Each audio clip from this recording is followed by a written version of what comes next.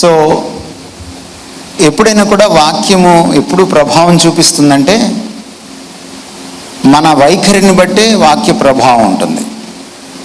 వాక్యం గురించి చాలా స్పష్టంగా చెప్పబడింది హెబ్రీ పత్రిక 4:12లో.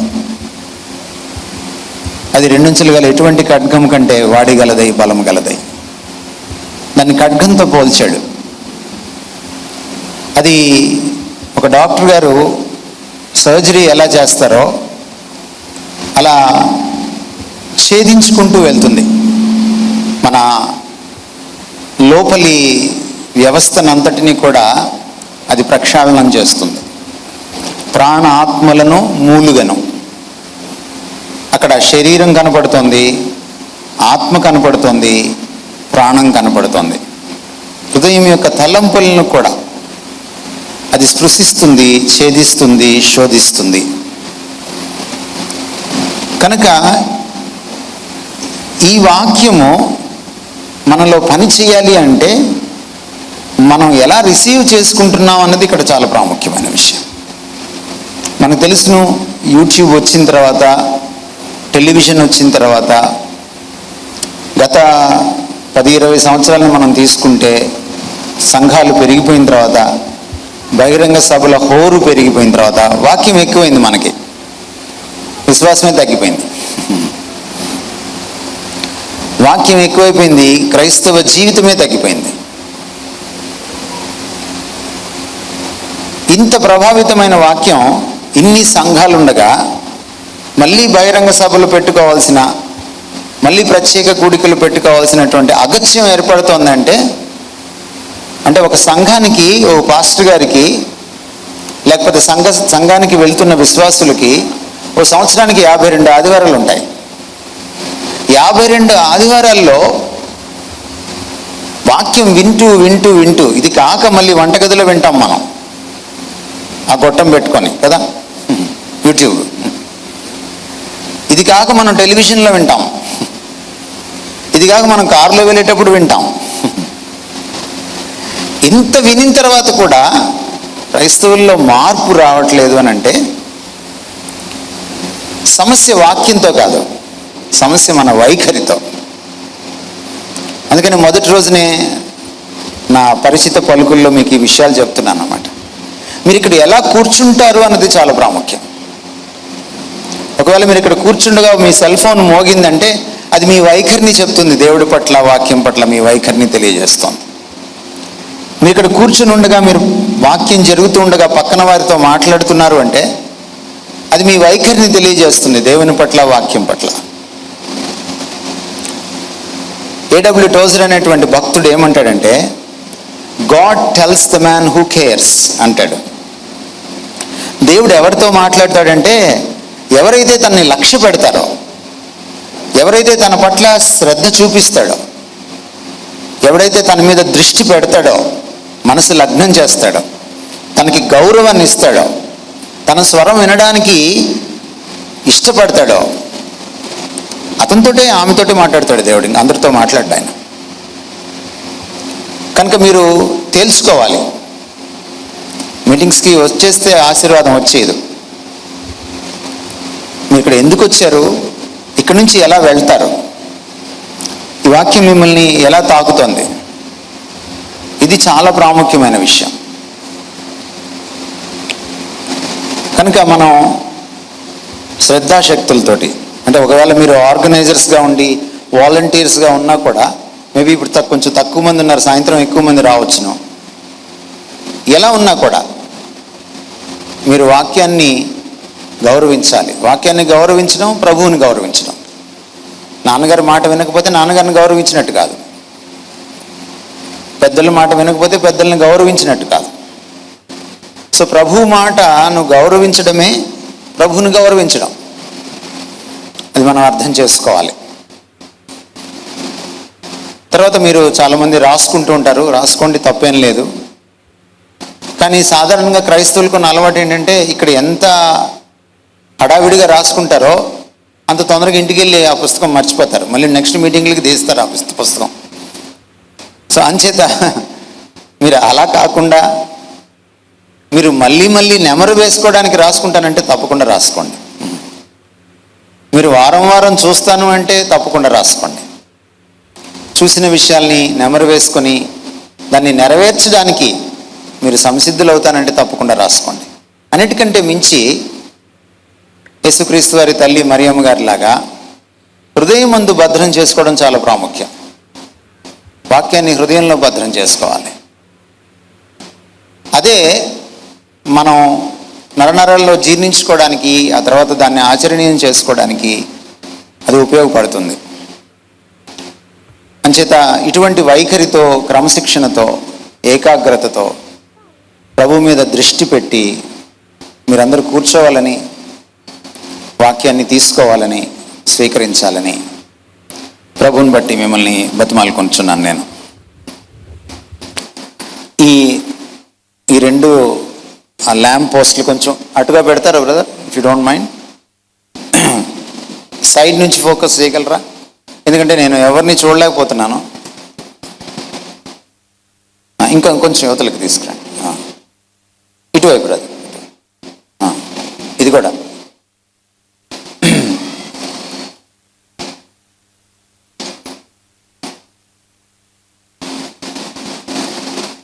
ఈ రోజున మనం విశ్వాసం గురించినటువంటి వాక్య సత్యాలను మనం తెలుసుకోవడానికి ప్రయత్నం చేద్దాం.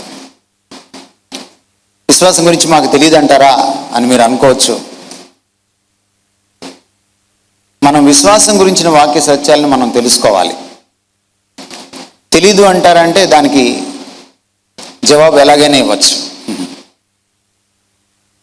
మీకు తెలిసింది వాక్యంలో ఉన్నది కాకపోవచ్చు, మీకు తెలిసిన మీరు అనుకోవచ్చు నిజంగా తెలిసి ఉండకపోవచ్చు, లేక మీకు తెలిసింది కొంచెమే అయి ఉండొచ్చు. ఎందుకంటే మన క్రైస్తవంలో థ్యాంక్ యూ ప్రవీణ్, మన క్రైస్తవంలో చాలా విషయాల్ని మనం టేక్ ఇట్ ఫర్ గ్రాంటెడ్గా, మనం చాలా ఒక రకంగా చెప్పాలంటే మామూలుగా తీసేసుకుంటాం. ఇప్పుడు మీలో చాలామందికి పేపర్ ఇచ్చి, పెన్ ఇచ్చి విశ్వాసం అంటే ఏంటో రాయమంటే మీరు ఒక ఎస్సే రాయడం చాలా కష్టం. మళ్ళీ అందరూ విశ్వాసులే. నువ్వు వెనక రాశారు పరిశుద్ధుల కూడికలు. మరో మాట చెప్పాలంటే విశ్వాసుల కూడికలు కదా. కానీ విశ్వాసం అంటే ఏమిటి అని అన్నప్పుడు దాని లోతు మనకు తెలియాలి. ఎందువల్లంటే విశ్వాసికి విశ్వాసం అంటే ఏమిటో తెలియకపోతే విశ్వాసి విశ్వాస జీవితాన్ని నెరపలేడు, ఆ బ్రతకలేడు. చాలాసార్లు మన క్రైస్తవ విశ్వాసం, ముఖ్యంగా మన భారతీయ క్రైస్తవుల విశ్వాసం లోతుగా ఉండదు. అంచేత మనం కూలంకుషంగా దాన్ని అర్థం చేసుకోవడం చాలా ప్రాముఖ్యమైన విషయం. నేను అడపదడప అక్కడక్కడ కొన్ని వచనాలను మీకోసం చదువుతాను, కొన్నిసార్లు నా మెమరీలోంచి కూడా మీకు చెప్తాను. మీరు ఫాలో అవ్వడానికి, రాసుకోవడానికి, హృదయంలో భద్రం చేసుకోవడానికి ప్రయత్నం చేయండి.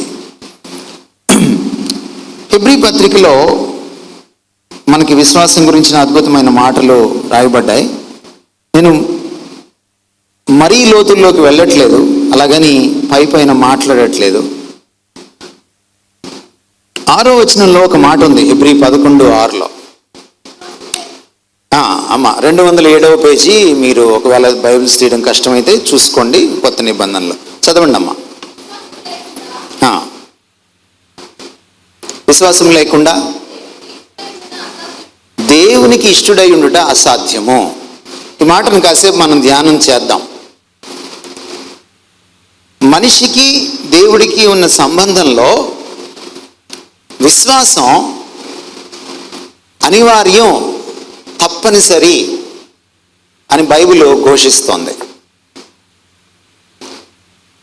నిజానికి మనం మాట్లాడుకుంటే విశ్వాసులకే కాదు, అవిశ్వాసులకు, నాస్తికులకు కూడా విశ్వాసం కావాలి.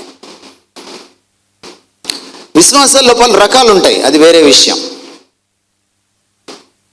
క్రైస్తవ విశ్వాసానికి మిగిలిన విశ్వాసాలకి చాలా వ్యత్యాసాలు ఉన్నాయి, అది వేరే విషయం. కానీ మనిషి అన్నవాడు బ్రతకాలి అంటే వాడికి విశ్వాసం కావాలి. ఈవెన్ దేవుడు లేడు అని ప్రతిరోజు చెప్పుకునేవాడికి కూడా విశ్వాసం కావాలి. మన బ్రతికే విశ్వాసం మీద నడుస్తూ ఉంటుంది. మనం ఉదయం లేచి ఎక్కడికైనా వెళ్ళాలంటే ఒక ఆటోనో లేకపోతే ఒక బస్సో ఎక్కుతాం. ఎక్కేటప్పుడు దాని బ్రేకులు పరిశీలన చేయం మనం. లేకపోతే ఆ డ్రైవరు ఎంతమందిని అంతకుముందు పొట్టన పెట్టుకున్నాడో, ఎంతమందికి డాష్ ఇచ్చాడో, ఎంత ఎక్స్పీరియన్స్ ఆయనకుందో మనమేం తెలుసుకోం. కానీ మనం గుడ్డిగా ఎక్కి కూర్చుంటాం మనం అక్కడికి వెళ్తామని. ఒకవేళ మీరు ఏదైనా ఫ్లైట్ ఎక్కుంటే ఫ్లైట్ ఎలా నడుస్తుందో కూడా మీకు తెలియదు, దాని సైన్స్ మీకు అర్థం కాదు. కానీ మీరు వెళ్ళి దాంట్లో కూర్చుంటారు, ఇంకో దగ్గరికి వెళ్తాను నేను, పైకి ఎగిరినా మళ్ళీ కిందకి జాగ్రత్తగా వస్తానని. ఈవెన్ ఒక నాస్తికుడు కూడా రాత్రి పడుకునేటప్పుడు రేపు ఉదయం లేస్తానని నమ్మకంతో పడుకుంటాడు, లేకపోతే రాత్రి వాడికి నిద్ర పట్టదు. చచ్చిపోతానేమోని అనిపిస్తే రాత్రి అంతా వాడు మేల్కొని చూస్తూ ఉంటాడు అనమాట, చచ్చిపోతానేమోనని. ఎవరికి నిద్ర పట్టదు రాత్రి. మనిషిని దేవుడు చేసినప్పుడే విశ్వాసం అన్నది ఒక అవసరంగా చేశాడు మనిషికి. విశ్వాసం కేవలం క్రైస్తవులకే కాదు. చాలామంది అనుకుంటారు విశ్వాసం పాపం తర్వాత వచ్చింది అనుకుంటారు. మనం ఆదికాండంలోకి వెళ్ళి చూస్తే మొదటి 3 అధ్యాయాల్ని మనం చాలా జాగ్రత్తగా అర్థం చేసుకుంటే, దేవుడు తన పోలికలో నరుణ్ణి, స్త్రీని, పురుషునికి ఇద్దరిని కూడా సమానంగా తన పోలికలో చేసుకున్నప్పుడు వారు ప్రతిదినం విశ్వాసాన్ని అభ్యాసం చేయాలి. దేవునితో వారికి ఉన్న సంబంధంలో వాళ్ళు ప్రతిదినం విశ్వాసాన్ని అభ్యాసం చేయాలి. మొట్టమొదటి పాపం ఏంటో తెలుసా మీకు? మానవ లోకంలో అవిధేయత కాదు, అవిశ్వాసం. ఎందువల్లంటే దేవుణ్ణి వాళ్ళు కొంతకాలంగా ఎరుగుదురు, అది ఎన్ని సంవత్సరాలో మనకు తెలియదు. కానీ దేవుడితో ఆదాము హవ్వలకు ఒక అవినాభావ సంబంధం ఉంది. అప్పటికి ఇంకా పాపం పొడసూపలేదు. ఈ అవినాభావ సంబంధంలో వారితో దేవుడు ప్రతిరోజు స్నేహిస్తూ వచ్చాడు. ఒక సాయంత్రం పూట అందరూ వెళ్ళి ఒక టీ స్టాల్ దగ్గర కూర్చొని ఒక అడ్డా దగ్గర ఎలా మాట్లాడుకుంటారు స్నేహితులు, అలా చల్లపూట వారి దగ్గరికి వచ్చేవాడు ఆయన. కాబట్టి వారికి ఒక అద్భుతమైన సంబంధం ఉంది ఆదాము హవ్వలకి దేవుడితో. ఆ సంబంధంలోనే ఆయన ఒక మాట చెప్పాడు, మీకు పరిపూర్ణ స్వేచ్ఛ ఇచ్చాను. ఎంత స్వేచ్ఛ మీకు ఇచ్చానంటే ఈ తోటలో ఉన్న వృక్షఫలాలన్నీ మీరు తినవచ్చు. చివరికి మరణం లేకుండా ఉండగలిగేటువంటి జీవవృక్ష ఫలాన్ని కూడా మీరు తినవచ్చు. మీకు ఎంత స్వేచ్ఛని ఇచ్చానంటే మీరు ఈ లోకమంతటిని పరిపాలన చేయొచ్చు నాతో కలిసి. మీరు భూతలాన్ని, గగనతలాన్ని, సముద్రతలాన్ని కూడా మీరు పరిపాలన చేయొచ్చు. మీరు సృష్టించలేదు, నేను సృష్టించాను. మీతో సహా నేను సృష్టికర్తను, మిమ్మల్ని కూడా నేనే సృష్టించాను. కానీ మిమ్మల్ని మీరు సృష్టికర్తలు కాకపోయినా సృష్టికర్త పరిపాలించినంత ఆల్మోస్ట్ అంత అధికారం మీకు నేను ఇస్తున్నాను ఆదాము హవ్వలకి. ఒక ఆదాంకి ఇవ్వలేదు, ఒక హవ్వకి ఇవ్వలేదు, ఇద్దరికి కలిపి ఇచ్చాడు. మీరు అక్కడ బహువచనం చూస్తారు, మొదటి అధ్యాయం మీరు చదివితే. మీరు ఏలండి అంటాడు ఆయన. అలాంటి పరిస్థితుల్లో ఆదాము హవ్వ ప్రతిదినము లేచినప్పుడు ఆ తోటలో సంచరించేటప్పుడు ఒక చెట్టుని వాళ్ళు చూస్తూ ఉంటారు, కానీ వాళ్ళు దాని ఫలాలను అనుభవించడానికి వీల్లేదు. అదే మంచి చెట్లు తెలివినిచ్చే వృక్ష ఫలం. ఎందుకు ఆ చెట్టు అక్కడ ఉందని చాలామంది అడుగుతూ ఉంటారు. ఆ చెట్టు అక్కడ ఎందుకు ఉందంటే దేవుడికి సృష్టిపైన ఉన్నంత అధికారం ఆదాము హవ్వలకి కట్టబెట్టిన తర్వాత దేవుడు వాళ్ళకి ఒక గుర్తు ఉండాలి.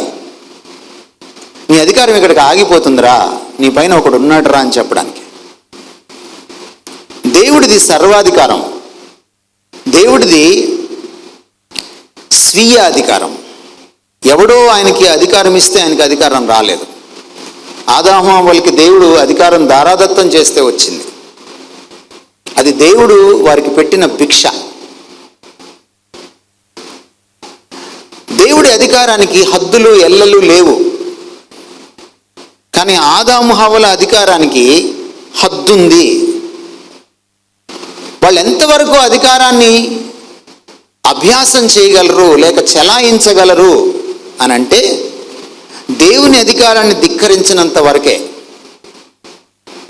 అందుకని ఆ చెట్టును అక్కడ పెట్టవలసి వచ్చింది.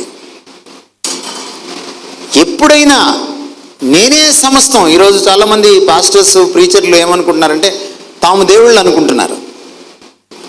క్రైస్తవ లోకం కూడా వాళ్ళకి బ్రహ్మరథం పడుతున్నారు, నీరాజనాలు పడుతున్నారు, వాళ్ళని నెత్తికెక్కించుకుంటున్నారు. దేవుడిని పక్కకు పెట్టేశారు, దైవజనుల్ని నెత్తికెక్కించుకోవడం మొదలెట్టారు. ఆ ప్రమాదం ఎప్పుడైనా ఉంటుంది. అందుకని ఆదాము హవ్వలకి గుర్తు చేయడానికి దాన్ని అక్కడ పెట్టాడు ఆయన.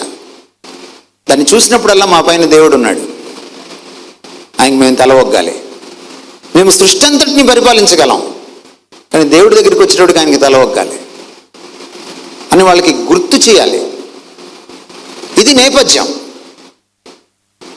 ఇలా వాళ్ళు పాపం లేని రోజుల్లో బ్రతుకుతూ ఉన్నప్పుడు ప్రతిదినము కూడా ఆ చెట్టుని చూసినప్పుడు, హవ్వ ఆ చెట్టుని కోరుకున్నప్పుడు, అది రమ్యంగా ఉన్నప్పుడు, తినడానికి బాగా ఉన్నప్పుడు, అనేక రకాలైనటువంటి, అది నేత్రాశ కావచ్చు, శరీరాశ కావచ్చు, జీవపు డంబం కావచ్చు, ఈ మూడిట్లో ఏ కోణం నుంచి శోధన వచ్చినా ఆవిడ్ని రక్షించగలిగేది ఒక్కటే, విశ్వాసం.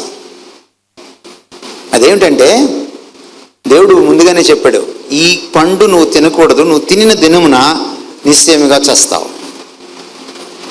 కొంతకాలం గడిచింది, అపవాది వచ్చాడు, దానికి ఎగ్జాక్ట్ ఆపోజిట్ స్టేట్మెంట్ ఇచ్చాడు. దానికి శుద్ధ విరుద్ధమైనటువంటి స్టేట్మెంట్ ఇచ్చాడు. మీరు తినచ్చు, చావనే చావరు. ఆయన ఏమన్నాడు? తినకూడదు, నిశ్చయముగా చేస్తారన్నాడు. వీడన్నాడు మీరు తినచ్చు, చావనే చావరు అన్నాడు. రెండు ఆపోజిట్ స్టేట్మెంట్స్ నీ కళ్ళ ముందు ఉన్నప్పుడు, నీ చెవుల్లో వినపడుతున్నప్పుడు, నీ మనసుకి అర్థమైనప్పుడు నువ్వు ఇదేదో ఒకదాన్నే నమ్మాలి, రెండింటిని నమ్మడానికి లేదు. పెద్దలు చెప్తారు, బైక్ చాలా జాగ్రత్తగా వెళ్ళరా, అంత స్పీడ్ వద్దురా, దెబ్బలు తగులుతాయి, ప్రమాదాలు అవుతాయి. కానీ పిల్లలు ఏం చేస్తారు? పిల్లలు అమ్మ మాట నాన్న మాట నమ్మరు. అవిధేయత ఎక్కడి నుంచి వస్తుందంటే అవిశ్వాసంలోంచే వస్తుంది.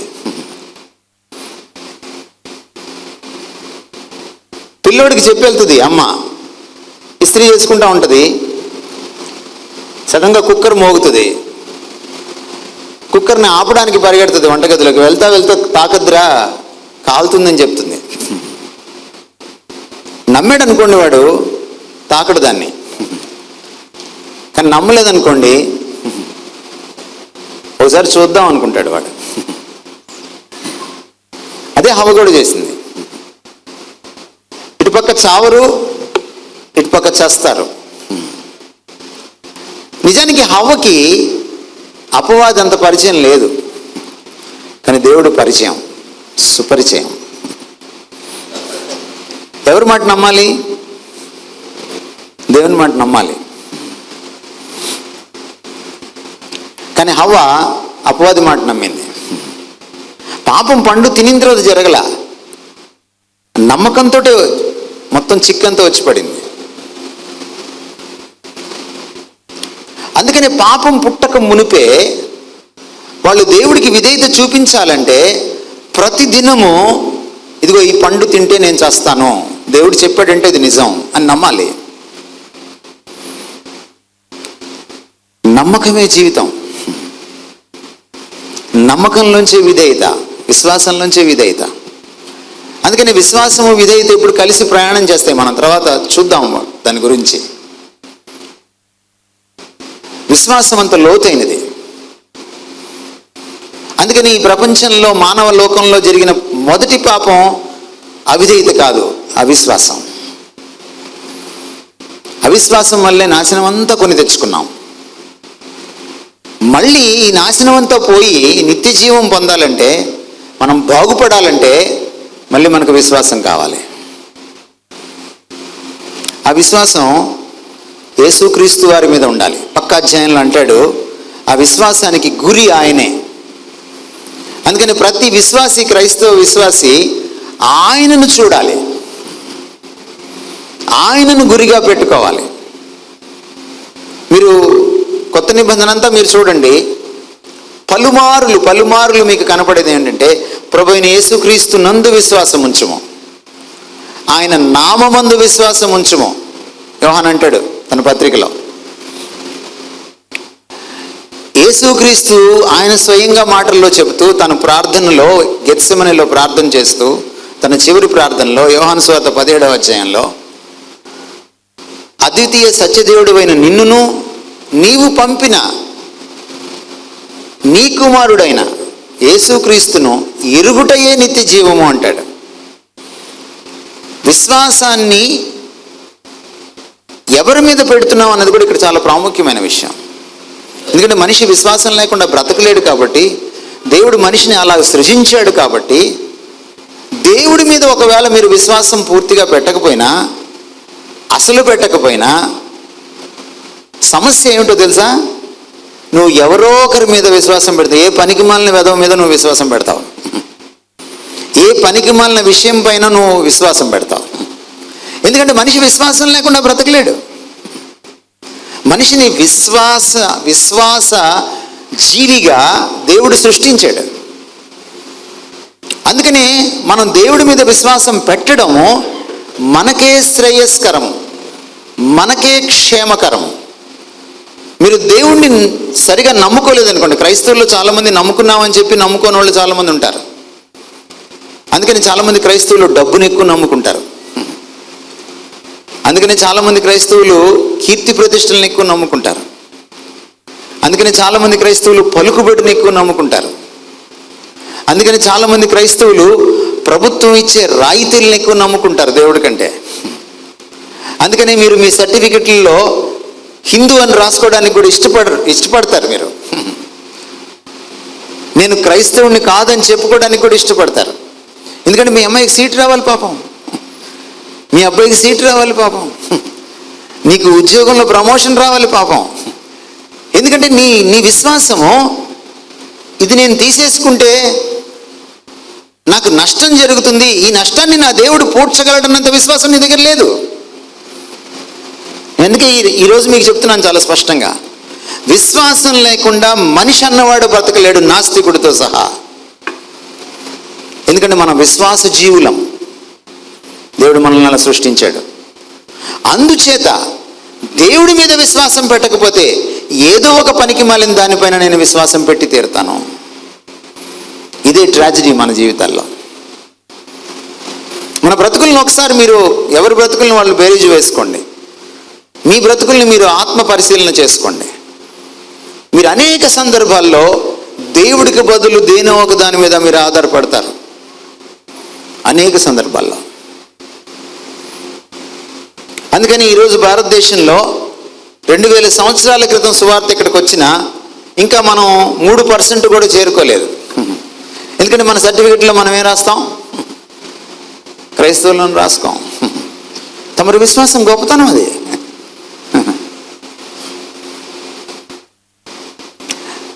దేవుణ్ణి నమ్మం కనుక చాలామంది క్రైస్తవులు చేతబడిని నమ్ముతారు. తెలుసా మీకు? మీ తెలంగాణలో లేరా?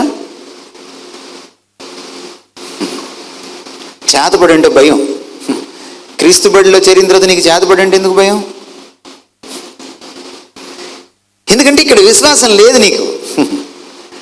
ఎప్పుడైతే నీకు దేవుడి మీద ఉండాల్సినంత విశ్వాసం ఉండదో, నువ్వు ప్రతి పనికి మళ్ళీ దాన్ని నమ్మడం మొదలెడతావు. ఎంతమంది క్రైస్తవులు మీ తెలంగాణలో మంగళవారం పెళ్లి చేసుకుంటారు?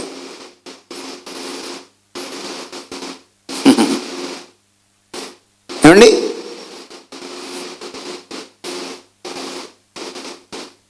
మీ మౌనానికి అర్థం ఏంటి తెలుసా? చేసుకోరు అని. ఎందుకంటే మంగళవారం అంటే భయం.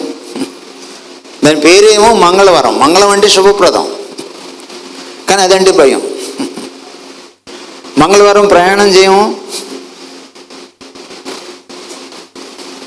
మంగళవారం పెళ్లి చేసుకోవాలంటే ఇంకా భయం. నేనైతే చూడండి, చాలాసార్లు నేను చూడను మంగళవారం పెళ్లి చేసుకోవడం. క్రైస్తవ పెళ్లి కార్డులు ఎప్పుడు మంగళవారం ప్రింట్ చేయడం నేను చూడను. చాలామంది క్రైస్తవులు పాలు పొంగిస్తారు గృహప్రవేశం అప్పుడు. ఎందుకు తెలుసా? మరొక పనికి మళ్ళీ దాన్ని నమ్ముతారు. మీరు దేవుడిని నమ్మరు కదా పూర్తిగా. ఇల్లాలిని రక్షించేది ప్రభు అని తెలియక, నమ్మలేక ఆ అగ్నిదేవుడికి పాలు తాపిస్తే తప్ప. మామూలు ఇప్పుడు మీరు సీరియల్ వదిలేసి పరిగెడతారు పాలు పొంగుతుంటే, కానీ ఆ రోజు మాత్రం పాలు తాగాలని, అది పొంగాలని, అది పొయ్యిలోకి వెళ్ళాలని తమరు తపన. మా చుట్టాలమ్మాయి, ఒక అమ్మాయి ఇల్లు కట్టుకుంటూ, ఆవిడెక్కడో దూరదేశంలో ఉంది, నేను వెళ్ళలేకపోయాను. గృహప్రవేశం అయిన తర్వాత ఫోటోలు పంపిస్తే అందులో పాలు పొంగిస్తూ కనపడింది నాకు ఒక ఫోటోలో. సరే, సహజంగా నా లక్షణం ఏమిటంటే అడిగి తీరుతాను. నేను అడిగితే ఆవిడేమందంటే, నాకు మేనకోడలు అవుతుంది, నా గిన్నె నిండి పొర్లుచున్నది అంది. అంటే పాటించడం కాక మళ్ళీ దీన్ని వాడుకోవడం. ఎంత దుర్మార్గం అండి ఇది.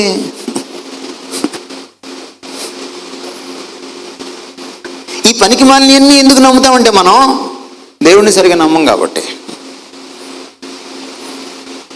గుర్తుపెట్టుకోండి. అందుకనే మీరు ప్రభువుని పట్టుకోవాలి, ప్రభువుని పూర్తిగా నమ్మాలి. అప్పుడే మీరు విశ్వాసులు. ఆదివారం నీకు ఇవ్వాల్సిన నమ్మకం నీకు ఇచ్చేస్తాను, సోమవారం నుంచి శనివారం దాకా నన్ను వదిలి, నాకు వేరే విశ్వాసాలు ఉన్నాయి. ఎప్పుడు దేవుడు అంటే కుదరదు కదా. లోకంలో బ్రతకాలంటే ఒక ఆవిడ ఒక థీరీ తీసుకొచ్చింది. అదేమిటమ్మా అలా చేస్తున్నావు అంటే, కైసరివి కైసరికి ఇవ్వాలని ఉంది, దేవుడికి ఇవ్వాలని ఉంది.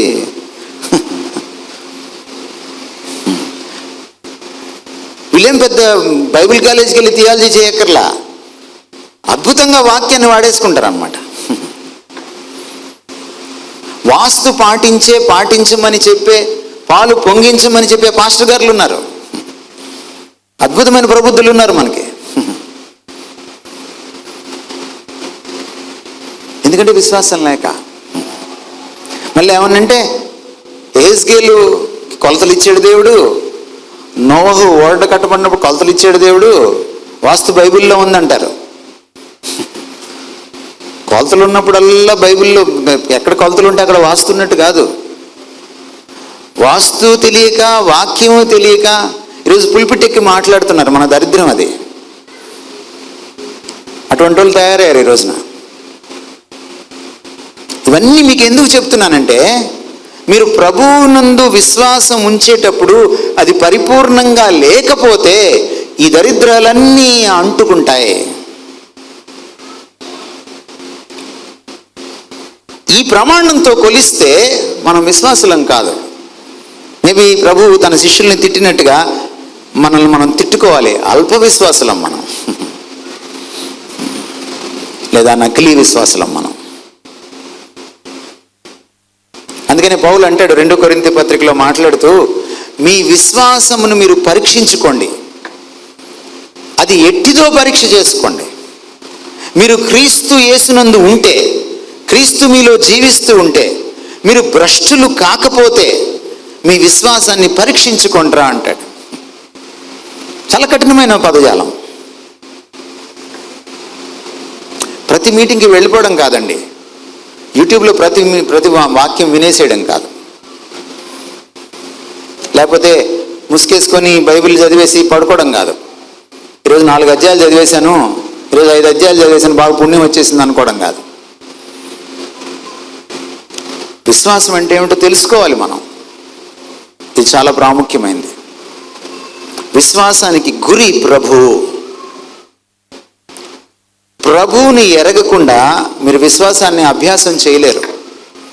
ప్రభువుని పక్కన పెట్టి మీరు విశ్వాసాన్ని అభ్యాసం చేయలేరు. ప్రభువుకి ఏదో అరకొరగా కొంత మీరు ఇచ్చేసి మీరు విశ్వాస జీవితాన్ని నెరపలేరు. ఇది జరగని పని.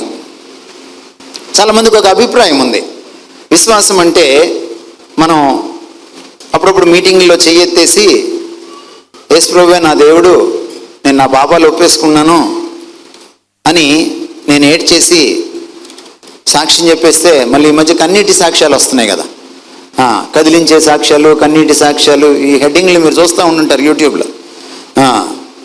ఇది కన్నీటి సాక్ష్యం అనగానే నమ్మకండి దయచేసి. ఎందుకంటే సాక్ష్యం చెప్పేవాళ్ళు తమ సాక్ష్యం గురించి డబ్బా ఎప్పుడు కొట్టుకోరు. సాక్ష్యం చెప్పేవాడు వేరే వాళ్ళ గురించి సాక్ష్యం చెప్తాడు, అది సాక్ష్యం అంటే అర్థం. అది యేసుక్రీస్తు వారు ఏమన్నారంటే, నా సాక్ష్యం నేను చెప్పుకున్న ఎడల అది సరైనది కాదన్నాడు. కోర్టులో కూడా సాక్ష్యం చెప్పేటప్పుడు నువ్వు చంపావా అని అడగడు, వాడు చంపడం నువ్వు చూసావా అని అడుగుతాడు. సాక్ష్యంలో ఎప్పుడైనా డబ్బా ఉందనుకోండి, సెల్ఫ్ డబ్బా, అది సాక్ష్యమే కాదు. సంవత్సరం క్రితం అద్భుతమైన సాక్ష్యం, కన్నీటి సాక్ష్యం అని ఒక ఆవిడ సాక్ష్యం వచ్చింది. సంవత్సరం తిరిగేటప్పటికి ఆవిడ హైదరాబాద్లో కూర్చొని నేను యేసు ప్రభుని అనింది. జాగ్రత్త ఈ సాక్ష్యాలతోటి. ఒకసారి వాక్యం చదువుకుందాం. ఈ మాట చాలామందికి అర్థం కాల విశ్వాసం గురించి. యేసు ప్రభువని నీ నోటితో ఒప్పుకొని, రోమా 10:9, దేవుడు మృతుల్లో నుండి ఆయన్ను లేపినని నీ హృదయమందు విశ్వసించిన ఎడల నీవు రక్షింపబడదు. ఏమిటి దీని అర్థము? నోరు గురించి మాట్లాడుతున్నాడు, హృదయం గురించి మాట్లాడుతున్నాడు ఏకకాలంలో. విశ్వాసాన్ని నోటితో హృదయంతో ముడిపెట్టి మాట్లాడుతున్నాడు పౌలు మహాశయుడు. మీరు ఇందాక ఇక్కడ నిలబడి చాలా పాటలు పాడారు. ఆ పాటల్లో అర్థం మీరు ఎంత మీరు అర్థం చేసుకున్నారో, జీర్ణించుకున్నారో నాకు తెలియదు. పాటలు పాడే వాళ్ళకి నా మనం ఏంటంటే, మీరు కేవలం రాగము తాళం మాత్రమే మీరు ప్రిపేర్ చేస్తే కుదరదు. మీరు ఒక పాట పాడాలంటే ఆ వారంలో ఆ పాటని మీరు చదువుకోవాలి, ఆ పాట అర్థం అంతా జీర్ణించుకోవాలి. ఆ పాట మీ గుండెల్లోంచి రావాలంటే ఇది చేయాలి. నోటితో మాత్రమే పాడే పాటను దేవుడు అంగీకరించడు. మీ పెదవులు నన్ను ఆరాధిస్తున్నాయి, మీ హృదయాలు నాకు దూరంగా ఉన్నాయి అని వాపోయాడు ఆయన యెషయా ద్వారా పాత నిబంధనలో.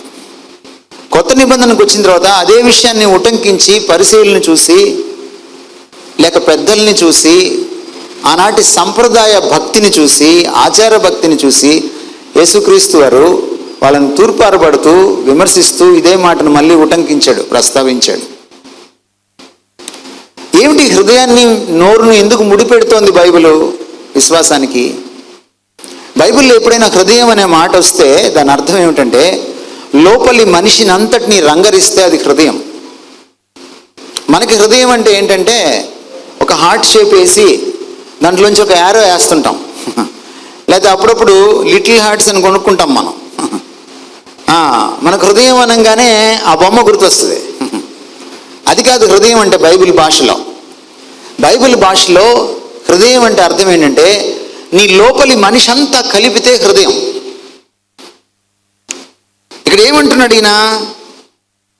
యేసుక్రీస్తు వారిని విశ్వసించేటప్పుడు, నువ్వు రక్షింపబడ్డానికి విశ్వసించేటప్పుడు, రక్షణకు తగిన విశ్వాసం ఎలా ఉండాలంటే, అది నోటితో ఒప్పుకోవడం మాత్రమే కాదు, నోటితో ఒప్పుకుని ఏం చేయాలి? హృదయమందు విశ్వసించాలి. ఏమిటి విశ్వాసం అంటే మీకేం అర్థమవుతుంది దీన్ని బట్టి చూస్తే? నీ లోపలి మనిషి పరిపూర్ణంగా ఆయనకి ఇచ్చివేసుకోవాలి, అది విశ్వాసం.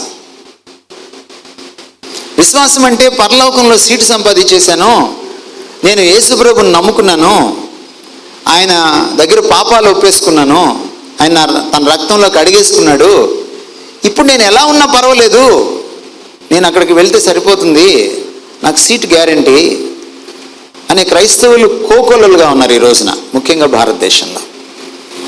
అందుకని మనం పక్కనోడికి కూడా సువార్త ఎప్పుడు చెప్పం. మనం అనుకుంటాం సువార్త చెప్పడం విజయ్ కుమార్ గారి పని అనుకుంటాం, మన పని అనుకోం. మీరు ఎప్పుడైనా నోరు విప్పి మీ ఆఫీస్లో పక్కనోడికి ఎప్పుడైనా సువార్త చెప్తారా? ఒకవేళ సర్టిఫికెట్లో క్రైస్తవుడు అని రాసుకోకపోతే అసలు చెప్పరు, అది చాలా పెద్ద ప్రమాదం. చెప్పం మనం నోటితో మాత్రమే ఒప్పుకుంటాం అంతే. హృదయం ఇన్వాల్వ్ కానటువంటి విశ్వాసం, అంటే లోపలి మనిషి అంతా ఇన్వాల్వ్ కానటువంటి విశ్వాసం ఆయన దృష్టిలో విశ్వాసమే కాదు. యోహాను సువార్త 2వ అధ్యాయం 23-24 వచనాలు ఒకసారి చదవండి. మీకు అక్కడ ఒక విచిత్రమైన సన్నివేశం కనబడుతుంది విశ్వాసం గురించి. యోహాను 2:23-24. ఆయన పస్కా పండగ సమయమున యెరూషలేములో ఉండగా ఆ పండుగలో అనేకులు ఆయన చేసిన సూచక్రియలను చూచి ఆయన నామమందు విశ్వాసం ఉంచిరి. చూడండి, note this point your honour. అనేకులు ఆయన నామమందు విశ్వాసం ఉంచిరి. అనేకులు మన సభల్లో ఎలాగ ఏడుస్తారో, అనేకులు మన సభల్లో ముందుకు వచ్చేస్తారో, పాపాలు ఒప్పేసుకుంటారో,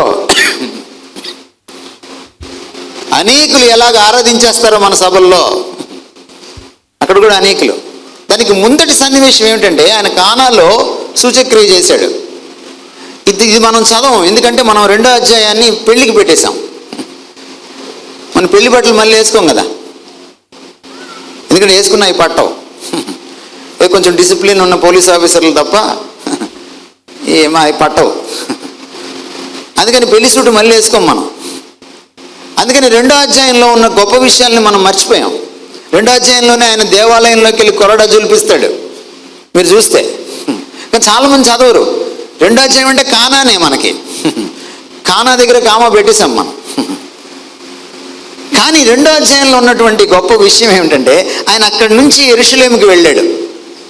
పండగ రోజులు అవి. ఆయన అద్భుత కార్యాలు చేశాడు అక్కడ. బెల్లంపల్లిలో చేసిన అద్భుత కార్యాలు కాదు, నిజమైన అద్భుత కార్యాలు, సూచక్రియలు చేశాడు ఆయన. చేసిన తర్వాత అనేకులు ఆయన యందు విశ్వాసం ఉంచిరి. ట్విస్ట్ నెక్స్ట్ వచనంలో ఉంటుంది చూడండి. అయితే బైబిల్లో ఎప్పుడైనా అయితే వచ్చింది అనుకోండి, మీరు ఆగిపోవాలి. అక్కడ మలుపు తిరిగిందనమాట విషయం. ట్విస్ట్ స్టార్ట్ అయిందన్నమాట. స్టోరీలో ట్విస్ట్ అక్కడే ఉందన్నమాట. ఇప్పుడు చూడండి, అనేకులు ఆయన యందు విశ్వాసం ఉంచిరి. అయితే యేసు అందరినీ ఎరిగినవాడు గనుక. యేసు అందరినీ ఎరిగినవాడు. My friends, mind it. నువ్వు ఎలా ఆరాధన చేస్తున్నావో, నువ్వు ఎలా ప్రార్థన చేస్తున్నావో, నువ్వు ఎలా నీ విశ్వాసాన్ని బయటకు చెప్పుకుంటున్నావో అది మాత్రం చూడ్డు ఆయన. ఆయన ఏం ఎరిగినవాడు? హృదయములను ఎరిగినవాడు.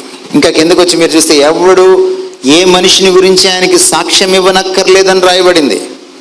He knows our hearts very well, thoroughly. బహుశా నీకు కూడా నీ హృదయంలో ఏం జరుగుతుందో తెలియకపోవచ్చేమో. దావీదు అందుకనే ఒక పాయింట్లోకి వచ్చి ఏమన్నాడంటే,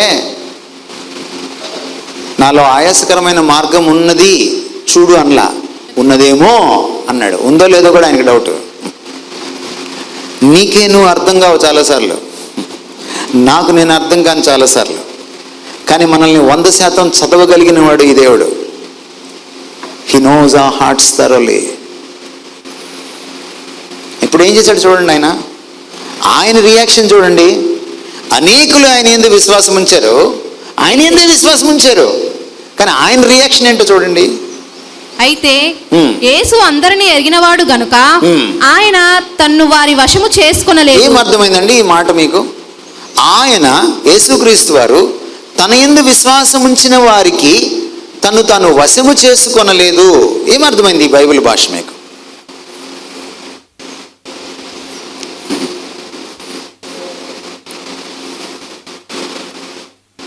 వశం చేసుకోవడం అంటే కమిట్ అవ్వలేదు ఆయన. వాళ్ళు కమిట్ అయ్యేనట్టు కనపడుతుంది అక్కడ, కానీ ఆయన కమిట్ అవ్వలేదు. కమిట్మెంట్ 2 వైపుల నుంచి ఉండాలి కదా. మీరు పెళ్లి చేసుకుంటే ఇప్పుడు ఎలా ఉంటుంది కమిట్మెంట్? ఒకళ్ళు ప్రమాణాలు చేస్తే సరిపోద్దా? చాలదు. ఇద్దరికి కమిట్మెంట్ ఉండాలి. ఆయన సంఘాన్ని అందుకని పెళ్లితో పోల్చాడు. సంఘానికి క్రీస్తుకున్న సంబంధాన్ని పెళ్లితో పోల్చాడు ఆయన. సంఘాన్ని వధువుతో పెళ్లి కూతురుతో పోల్చాడు. ఆయన కమిట్ అవ్వలా. అంటే పెళ్లి కూతురు చెప్పేసింది ప్రమాణాలు, పెళ్లి కొడుకు చెప్పనంటున్నాడు. ఎందుకు కమిట్ అవ్వలేదు? మీరు ఆ సన్నివేశం అంతా చదివితే మీకు ఏమర్థం అవుతుందో తెలుసా? వీళ్ళు మిరాకిల్ సెంటర్ బ్యాచ్. అది వీళ్ళ నమ్మకం ఆయన మీద ఎందుకంటే అద్భుతాలు చేస్తాడని. గుర్తుపెట్టుకోండి, ఈ మధ్యాహ్నం మీరు తెలుసుకోవాల్సింది ఏంటంటే, మీరు ఒక లాభం కోసమో, ఒక స్వార్థం కోసమో, ఒక పని జరిగించుకోవడం కోసమో, ఒక ఆశీర్వాదం కోసమో, ఒక అద్భుతం కోసమో మీరు ఆయన దగ్గరికి వస్తే ఆయన మీ విశ్వాసాన్ని రిజెక్ట్ చేస్తున్నాడు. Let me tell you it very clearly. ఆ భ్రమలో ఉండకండి మీరు. ఇదే యోహాను సువార్త 6వ అధ్యాయంలోకి మీరు వెళ్ళి చూడండి. ఆయన కొన్ని వేల మందికి ఆహారాన్ని పంచిపెట్టాడు. పంచిపెట్టి వచ్చేసిన తర్వాత ఆయన చుట్టూ చేరారు ఒక బ్యాచ్. ఆయన్ని రాజుని చేయాలనుకున్నారు. ఆయన వారి నుంచి తప్పించుకొని వెళ్ళిపోయాడు. తప్పించుకొని పడవెక్కి అవతలికి వెళ్ళిపోయాడు. పొద్దుగుంకిన తర్వాత వచ్చాడు మళ్ళీ. ఆయన పరిచర్య ముగించుకొని వీళ్ళు వెళ్ళిపోయి ఉంటారు కదా అని, వాళ్ళు అక్కడే గోరికాడు నక్క అంటారు కదా, గోతి దగ్గర నక్క అంటారు కదా, అక్కడే నక్కి ఉన్నారు ఆయన కోసం ఎప్పుడు వస్తాడా అని. ఆయన వెళ్ళిపోయి కొన్ని గంటలు అయిపోయింది. మళ్ళీ ఆయన వచ్చి పడవ దిగిన తర్వాత మళ్ళీ వచ్చేసారు బ్యాచ్ అంతా. అప్పుడు ఆయన ఏమన్నాడు తెలుసా? 6వ అధ్యాయంలో, మీరు ఆహారం కోసమే నా దగ్గరికి వస్తున్నారు అన్నాడు. ఏమన్నాడు? మీరు ఆహారం కోసమే నా దగ్గరికి వస్తున్నాడు అన్నాడు. నేను అమెరికా వెళ్ళిన తర్వాత ఒక విచిత్రం చూశాను. మన భారతీయ తెలుగు సంఘాల్లో, శ్వేత జాతీయుల తెల్లోళ్ళ సంఘాల్లో చూడలే నేను ఆ విచిత్రం. మన ఎన్ఆర్ఐస్ సంఘాల్లోనే చూశాను నేను. శనివారం ఆదివారం అక్కడ ఎవరు ఇంట్లో పోయి వెలిగించరు. క్రైస్తవులు వండుకోరు. శుక్రవారం నైట్ నుంచి వాళ్ళకి ఏదో ఒకటి చర్చ్లో యాక్టివిటీస్ జరుగుతూనే ఉంటాయి. శనివారం ఆర్డర్ పెడతారు వాళ్ళు భోజనం. మీటింగ్ అయిపోగానే భోజనం ఉంటుంది. భోజనం అయిపోయిన తర్వాత మళ్ళీ ఇంటికి వెళ్ళేటప్పుడు ఇది ఆ మిగిలిన ప్యాకెట్లు కట్టించుకొని వెళ్ళిపోతారు. మళ్ళీ రాత్రికి అదే దీన్ని పడుకోవాలి. వండుకోలేం కదా మనం. ఆదివారం వస్తారు మళ్ళీ. ఒకవేళ శనివారం ఇంకా మిగిలిపోయింది అనుకో, ఆదివారం పెడతారు. ఆదివారం మళ్ళీ ఆర్డర్ ఇస్తారు. అది మిగిలిపోతే మళ్ళీ సాయంత్రం కట్టించుకొని వెళ్ళిపోతారు. వాక్యం 10 నిమిషాలు లేట్ అయితే వాళ్ళకి చాలా చికాకు. మన తెలుగు క్రైస్తవ సంఘాలు, అమెరికాలో ఉన్న సంఘాలు. ఒక సందర్భంలో నాకు 12 నిమిషాలు మాట్లాడమని ఇచ్చారు. 12 నిమిషాలు. నేను 13.5 నిమిషాలు 14 నిమిషాల్లో మాట్లాడాను. వాళ్ళ కోపం వచ్చింది. అయిపోయిన తర్వాత వెళ్ళిపోతారేమని చూస్తే వెళ్ళరు. చర్చ్ 12:30కి అయిపోయింది అనుకోండి, వీళ్ళు సాయంత్రం 5:30 దాకా ఇంటికి వెళ్ళరు. వెళ్ళి డైనింగ్ హాల్లో కూర్చొని 2 గంటలు తింటారు. పిచ్చాపాటి అంతా మాట్లాడుకుంటారు. వాక్యం గురించి తప్ప అన్నీ మాట్లాడేసుకుంటారు. లోకాభిరామాయణం అంతా. సాయంత్రం మళ్ళీ ప్యాకెట్లు కట్టించుకొని వెళ్ళిపోతారు. ఇది అక్కడ క్రైస్తవం. 100 సంఘాలు ఉంటే 85-90 సంఘాలు ఇలాగే ఉన్నాయి అక్కడ. చూసి చాలా బాధేసింది నాకు. నేను కొంతమందిని అడిగాను, మీరు ఎందుకు వెళ్తారు చర్చ్కి అని అడిగితే వాళ్ళు చెప్పారు, చిల్ అవుట్ అవ్వడానికి వెళ్తామన్నారు. చర్చిలోనే వాళ్ళు వాలీబాల్ ఆడతారు, చర్చిలోనే వాళ్ళు క్రికెట్ ఆడతారు, చర్చిలోనే చాలా ఆడతారు. వాటికి రోజంతా వెచ్చిస్తారు. కానీ దేవుని సన్నిధిలో కూర్చోడానికి, వాక్యం వినడానికి వాళ్ళకి కష్టంగా ఉంటుంది. నేను వాళ్ళకు ఒక సలహా ఇచ్చాను, మీరు భోజనాలు ఆపేసి చూడండి మీ చర్చికి ఎంతమంది వస్తారన్న. మీరు శని ఆదివారాలు భోజనాలు ఆపేయండి. మీరు తెల్లవాళ్ళ సంఘాలకు వెళ్ళండి, పక్కనే ఉంటాయి. వెళ్తే చర్చ్ అయిపోయిన 10 నిమిషాల్లో పార్కింగ్ లాట్లో ఒక్క కారు కూడా ఉండదు. 10 నిమిషాల్లో వాళ్ళ ఇంటికి వెళ్ళి వాళ్ళు ఎవరు భోజనాలు వాళ్ళు వండుకొని తింటారు. సంఘానికి ఎందుకు వస్తున్నావు నువ్వు? మీకు చెప్పనా చాలామంది సంఘానికి ఎందుకు వెళ్తారో భారతదేశంలో? ఓ పెద్ద ఆయన్ని అడిగాను నేను, ఆ సంఘంలో అన్ని ఘోరాలు జరుగుతుంటే ఎందుకు వెళ్తున్నారని మీరు అని. నేను పోతే పాతి పెట్టడానికి ఒక పాస్టర్ ఉండాలి కదా అన్నాడు ఆయన. రేపో మాపో పోయే వాళ్ళు చాలామంది ఆస్వార్థంతో వస్తారు. చాలామంది సంఘానికి మానేస్తే పిల్లలకి పెళ్లి కాదని భయం. ఈ మధ్య పెళ్లి చూపులు ఇళ్ళలో జరగట్లా, సంఘాల్లోనే జరిగిపోతున్నాయి కాదంటారా? అక్కడికి రా చూపిస్తా అమ్మాయిని. ఎంత దుర్మార్గం ఇది. చర్చి నీకు పెళ్లి చూపుల కోసమా?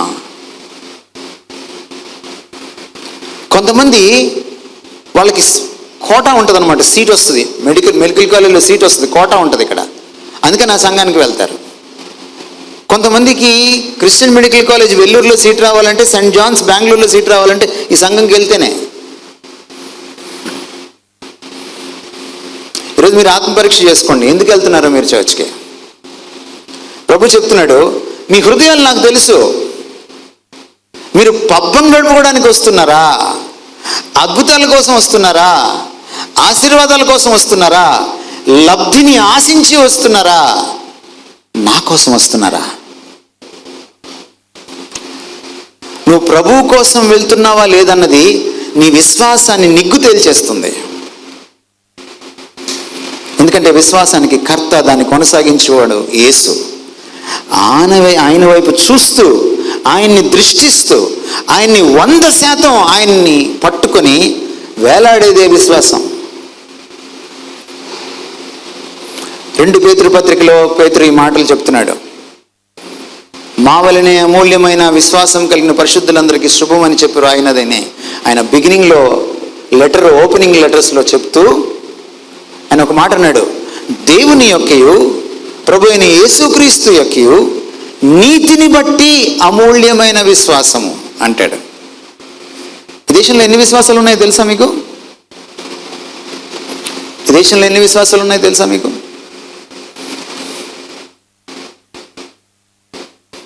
మధ్య కులగణన చేశారు కదా మీకు తెలంగాణలో. విశ్వాస గణన చేసి చెప్పండి నాకు, ఈ దేశంలో ఎన్ని విశ్వాసాలు ఉన్నాయా? 3 కోటి విశ్వాసాల కంటే ఎక్కువ ఉన్నాయి. ఒక్కో దేవుడికి ఒక్కో విశ్వాసం. ఈ మధ్య ఎవరో ఒక ఆవిడ కోరుకుందట, అయ్యా మిమ్మల్ని నేనేం అడగట్లేదు దేవుళ్ళారా, ఒక్కొక్కళ్ళు ₹1 ఇవ్వండి చాలు, ఎందుకంటే 3 కోటి రూపాయలు వచ్చేస్తాయి. వాళ్ళు అన్నారంట, ఏమికంటే తెలియగలను వాళ్ళు ఇచ్చేస్తాంలే కానీ మా పేర్లన్నీ వరుసగా చెప్పన్నారట.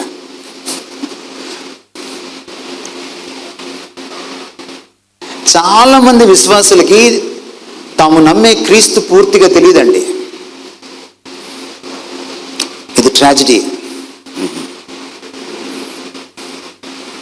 ఈ 3 కోటి విశ్వాసాల కంటే మించిన విశ్వాసాల మధ్యలో క్రైస్తవ విశ్వాసం ఉంది.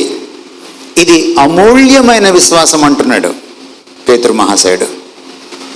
ఎందుకు అమూల్యమైంది? అమూల్య అంటే అర్థం ఏమిటి? అమ్మాయి కాదు అమూల్య అంటే. అమూల్య అంటే అర్థం ఏమిటి? దానికి మూల్యం చెల్లించలేవు, వెలకట్టలేవు. దాని విశ్వాసాలన్నిటి మధ్యలో నువ్వు దానికి రేటు కట్టాలని పెడితే దానికి రేటు కట్టలేం. వెల కట్టలేనంత విలువైంది అది. దేన్ని బట్టి? ఆయన వెండి బంగారాలతో మనల్ని కొనుక్కోలేదు, తన స్వరక్తం ఇచ్చి కొనుక్కున్నాడు. మన విశ్వాసం విలువెంత? సాక్షాత్తు దేవుడు దిగివచ్చి తన ప్రాణం పెట్టే అంత, దేవుడి ప్రాణమంతా. That's the weight of your faith my dear friend, my dear Christian. నీ విశ్వాసం బరువు అంతా, నీ విశ్వాసం విలువ అంతా. It is equal to the life of God. మీరు ఎప్పుడైనా దీన్ని చులకనగా తీసుకున్నారా? మీరు ఎప్పుడైనా దీన్ని మామూలుగా తీసుకున్నారా? మీరు మీరు ఎప్పుడైనా దీన్ని టేక్ ఇట్ ఫర్ గ్రాంటెడ్గా తీసుకున్నారా? ఈరోజు మనం ఆత్మవిమర్శ చేసుకోవాలి. నా విశ్వాసం ఎందుకోసం? ప్రభు కోసమా? ప్రభు ఇచ్చే విషయాల కోసమా? గుర్తుపెట్టుకోండి, ఇచ్చేవాడు ఇవ్వబడిన దానికంటే గొప్పవాడు. The giver is always greater than the gift. ప్రభు ఇస్తాడు మనకి, ప్రభు ఆశీర్వాదాలను ఇస్తాడు, ప్రభు అద్భుత కార్యాలు చేస్తాడు, నో డౌట్ అబౌట్ ఇట్. కానీ దానికోసమే నువ్వు విశ్వాసం ఉంచితే నీ విశ్వాసం పనికి మాలింది, అది అర్హత లేనిది, అది అమూల్యమైనది కాదు, అది ప్రభువు మెచ్చుకోదగింది కాదు. ఈరోజు మీ విశ్వాసంలో ఉన్న స్వార్థపరాయణత్వం ఎంతో మీరు బేరీజు వేసుకోండి. అన్నీ ఊడ్చిపెట్టుకుపోయిన తర్వాత కూడా ప్రభువుని పట్టుకొని వేలాడాడు ఒక ఆయన, ఆయన పేరు యోబు. అది విశ్వాసం. అనీతిమంతులు నీతిమంతుల్ని దోచుకుంటుంటే తట్టుకోలేక దేవుణ్ణి నిష్ఠూరమాడి ప్రార్థన చేశాడు ఒక ఆయన. కానీ నీతిమంతుడు విశ్వాసం మూలంగా జీవిస్తాడు అని చెబితే నోటి మీద వేలేసుకొని బుద్ధి తెచ్చుకొని ఒక పాట పాడాడు ఆయన. అంజూరపు చెట్లు పూయకపోయినా, శాలలో పశువులు లేకపోయినా, చేనులో పంట పండకపోయినా నేను యెహోవా యందు ఆనందిస్తాను. మీరు చెప్పగలరా ఈ రోజున గుండె మీద చేసుకొని, మా అమ్మాయికి నీటిలో సీటు రాకపోయినా, అమెరికాకి వీసా దొరక్కపోయినా, మా వాడికి ఉద్యోగం లేట్ అయినా, మా అమ్మాయికి పెళ్ళిడు వచ్చిన పెళ్ళి లేట్ అయిపోయినా, మా ఆయనకి ప్రమోషన్ రాకపోయినా, నా ఆరోగ్యం బాగులేకపోయినా, నా విమోచకుడు సజీవుడని నేను నమ్ముతాను. నా దేవుణ్ణి నేను హత్తుకుంటాను. ఆయనే నా బలం, ఆయనే నా ఆనందం. యోబులాగా ఒక హబకుకులాగా చెప్పగలరా మీరు?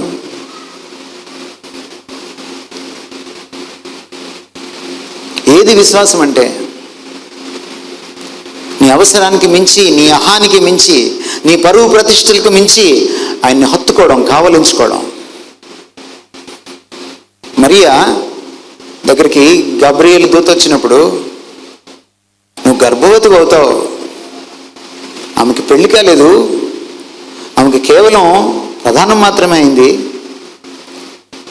ఆమె పురుషుని ఎరుగనటువంటి మనిషి, నిజమైన కన్యక, ఎంత గాబరపడాలి ఆ రోజుల్లో. ఈ రోజుల్లో తప్పులు చేయడం, గర్భాలు తీసుకోవడం మామూలు అయిపోయింది. దానికి తగ్గ హాస్పిటల్స్ కూడా దొరికేసినాయి. కానీ ఆ రోజుల్లో పరిస్థితి అది కాదు. నడి వీధిలో నిలబెట్టి, గుంటలో పెట్టి, రాళ్ళేసి కొట్టి చంపుతారు. పరువే కాదు, ప్రాణం కూడా పోతుంది. ఒళ్ళు జలదరించిపోయింది ఆవిడికి, దిక్కుతోచలేదు ఆవిడికి. ఇది ఎలా సాధ్యమని అడిగింది ఆవిడ. అప్రయత్నంగా ఆమె నోట్లోంచి వచ్చిన ప్రశ్న అది. చిన్నది, అనుభవం లేదు, పెళ్లి అనుభవం లేదు, ప్రభువులో పెద్ద అనుభవం లేదు. అప్పుడు గబ్రియేలు దూత ఒకటే ఒక మాట చెప్పాడు, నీ గర్భం ఏ మనిషి వల్ల రాదు, పరిశుద్ధాత్మ దేవుడు నిన్ను కమ్ముకుంటాడు, అందుకే నువ్వు గర్భవతి అవుతావు. నీకు పుట్టే బిడ్డ లోకరక్షకుడు అవుతాడు, ఆయనకి యేసు అని పేరు పెడతావు. ఉన్న పళాన్ని నమ్మేసింది ఆవిడ. తన పరువుకి ఏమవుతుంది, తన మాన ప్రాణాలకు ఏమవుతుంది ఆవిడ లెక్క చేయలేదు ఆవిడ. ఈరోజు మనం పెళ్ళిళ్ళు చేసుకునే తీరు, మనం ఉద్యోగాలు చేసుకునే తీరు, మన సర్టిఫికెట్లో మనం పేర్లు రాసుకునే తీరు అంత మన చుట్టూ పరిభ్రమిస్తుంది. మనమే ఇక్కడ ప్రాముఖ్యం. మనము, మన పరువు ప్రతిష్టలు, మన ఆశీర్వాదాలు, మనకున్నటువంటి అవసరాలు, ఇవే కదా మనకు కావాలి.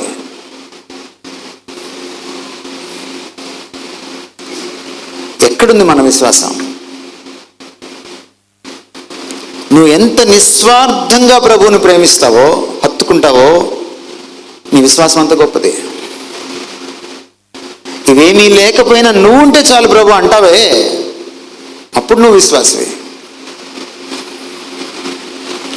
ఆయన్ని హత్తుకోవడం, ఆయన్ని పట్టుకోవడం, ఆయన ఇచ్చే వాటికంటే ఆయన్ని ఎక్కువగా ప్రేమించడం, ఆయన ఇచ్చే వాటికంటే ఆయనకి ఎక్కువ పెద్దపీట వేయడం. ఒక వరానికి, ఒక ఈవికి, ఒక వనరుకి ఎప్పుడు విలువ వస్తుందంటే ఇచ్చిన వాడిని బట్టి విలువ వస్తుంది. నేను మీకు ఒక ఐఫోన్ ఇచ్చేసి వెళ్ళిపోయినా, ఇది ₹1,00,000 ఖరీదు చేసిన, నా తర్వాత ఒక డొనాల్డ్ ట్రంప్, ఒక నరేంద్ర మోడీ వచ్చి మీకు చిన్న పెన్ను గిఫ్ట్గా ఇచ్చి వెళ్తే, మీకు దీనికంటే ఈ ₹1,00,000 దానికంటే ఆ ₹100 పెన్ను విలువైంది. ఇచ్చిన వాడిని బట్టి, ఇచ్చిన వాడిని బట్టి. ఈరోజు మన విశ్వాసం ఎక్కడుంది అనేది మనం ఈరోజు ఆత్మ పరీక్ష చేసుకోవాలి. అప్పుడే నేను విశ్వాసిని అని చెప్పుకోగలం మనం. ఇవన్నీ తర్వాత విషయాలు.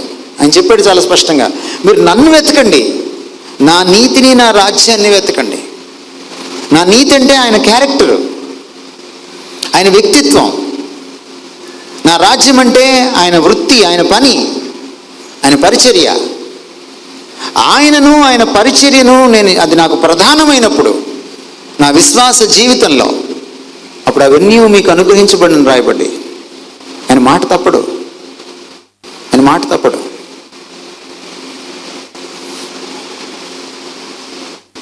ఎక్కడుంది మన విశ్వాసం? విశ్వాసం అంటే యేసుక్రీస్తుకి నువ్వు దాసోహం చేసుకోవడం. మాటలు చూడండి, యోహాను సువార్త 2:24లో, ఆయన తనను వారి వశము చేసుకొనలేదు. ఎప్పుడు చేసుకుంటాడు? తమరు ఆయనకు తమని వశం చేసుకున్నప్పుడు ఆయన తనను తమరి వశం చేసుకుంటాడు.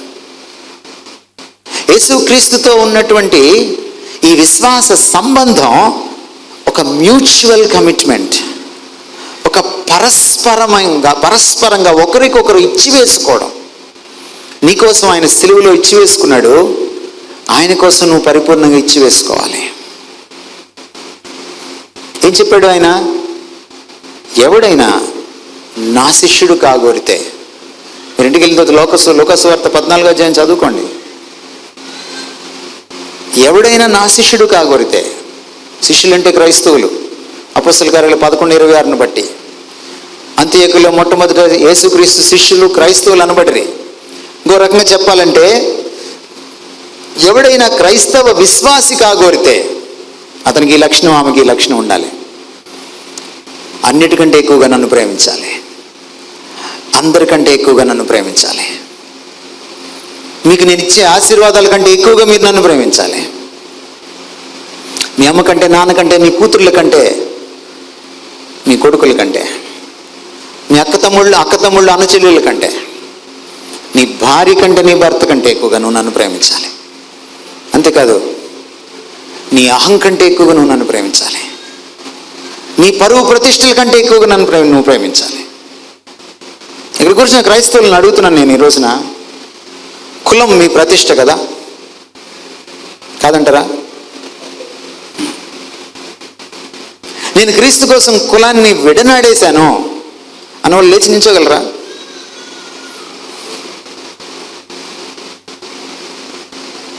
అడుగుతున్నాను నేను మిమ్మల్ని. మరి లూకాసువార్త 14 ప్రకారం మీరు క్రైస్తవులు ఎలా అవుతారు? ఈరోజు కులం కోసం కూతురులను చంపుకుంటున్నారు.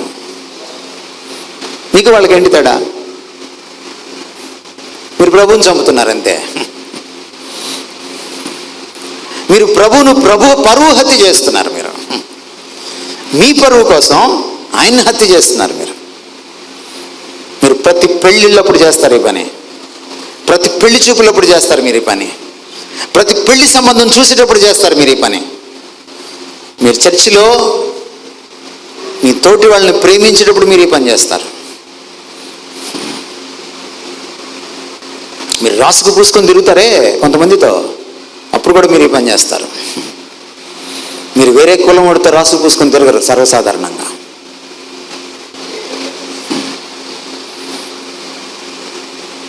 ఏమిటి విశ్వాసం అంటే? నిన్ను నువ్వు ఇచ్చి వేసుకోవడం, నీ అహాన్ని సైతం ఆయన పాదాల దగ్గర పణంగా పెట్టడం, అది విశ్వాసం.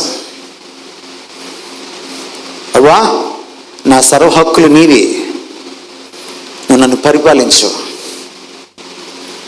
ఎప్పుడైతే నువ్వు ఆయన ఎందుకు విశ్వాసం ఉంచుతావో, ఆయన కేవలం నీ రక్షకుడు కాదు, ఆయన నీ ప్రభువు కూడా. అందుకని ఏమన్నాడు ఆయన? మత్తయి సువార్త 7:21 చదవండి ఒక మాట, మీకు తెలిసిందే, మళ్ళీ చదవండి. మత్తయి 7:21. ప్రభువా అని నన్ను పిలుచు ప్రతివాడు పరలోక రాజ్యంలో ప్రవేశింపడు. కానీ ఒక నిమిషం ఆగుదాం. ఇప్పుడు చర్చికి వచ్చే వాళ్ళందరూ క్రైస్తవులా? చెప్పాలి, తమరే చెప్పాలి. మంచిర్యాల మంచి క్రైస్తవులు చెప్పండి నాకు. ఏమండి, ఆరాధన చేసే వాళ్ళందరూ క్రైస్తవులా? వర్షిప్ లీడర్లు అందరూ క్రైస్తవులా? పాస్టర్లు అందరూ క్రైస్తవులా? No, not at all. ఖచ్చితంగా కాదు. ఎవరు క్రైస్తవులు? నా తండ్రి చిత్తమున చేయువాడే. ఎవడైతే నాకు లోబడతాడో, ఎవడైతే నాకు ఇచ్చి వేసుకుంటాడో. పేతురు అంటాడు తన మొదటి పత్రికలో 3వ అధ్యాయం మీరు చదివితే, క్రీస్తును మీ హృదయములందు ప్రభువుగా ప్రతిష్ఠించుడి అంటాడు. చాలామందికి యేసుక్రీస్తు రక్షకుడు మాత్రమే. పాపాల నుంచి బయటికి తెచ్చి నరకంలోంచి తీసుకొచ్చి పరలోకంలో పడేయడానికి ఓ రక్షకుడు కావాలి మాకు. అంతేకాని ఆయనకు నువ్వు లోపడవు. నీకు అర్థమవుతుందా విశ్వాసంలో కీలకం ఏమిటో? విశ్వాసంలో కీలకం ఏమిటంటే విధేయత. మీ ప్రార్థనలు ఎలా ఉంటాయి సార్? అమ్మగారు చెప్పండి, మీ ప్రార్థనలు ఎలా ఉంటాయి? మోకరించగానే మంచి మోకరించడం మానేసాం అనుకోండి, అది వేరే విషయం. మీకు తగ్గట్టుగానే మోకాల నొప్పులు కూడా వచ్చేసినాయి పాపం. చాలామందికి మోకరించక మోకాల నొప్పులు వచ్చినాయి. పాత రోజుల్లో మోకరించి మోకాల నొప్పులు వచ్చాయి. చెప్పండి, మీరు చెప్పండి. మీరు మోకరించిన తర్వాత మీరు ప్రార్థన చేసినప్పుడు మీ ప్రార్థన ఎలా ఉంటుంది? మీ ప్రార్థనలో 90% నా చిత్తమే ఉంటుంది. రాసిస్తాను నేను, కాదంటారా?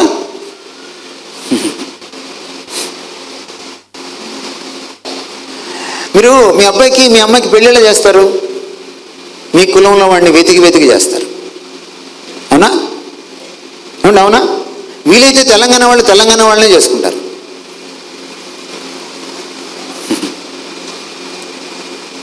అయితే పెళ్లికాటు మీద మీరు ఏమేస్తారు? ఇది యెహోవా వలన కలిగినది. దుర్మార్గం కదా ఇది? ఏం సార్, ఇది దుర్మార్గం కాదా? కులం యెహోవా వలన కలిగిందా?